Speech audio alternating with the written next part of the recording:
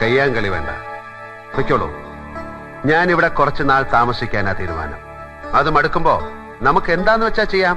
പൊളിക്കാം, കത്തിക്കാം. ഞാൻ അറിയിക്കാം. ഇപ്പൊ പൊയ്ക്കോളൂ. ഈ റാൻമൂളികളുടെ വാക്കിന്റെ പിൻബലത്തില് തീരുമാനിച്ചൊന്നും മാറ്റാൻ നിൽക്കണ്ട. ഈ മണ്ണിൽ കഴിയണമെങ്കിൽ അത് കൊളപ്പുള്ളിയപ്പന്റെ പിന്തുണ ഉണ്ടെങ്കിലേ കഴിയൂ, ആർക്കായാലും. ആകാശത്തിന് ചുവട്ടിലെ ഏത് മണ്ണും നാടും ജഗന്നാഥന് സമമാണ്.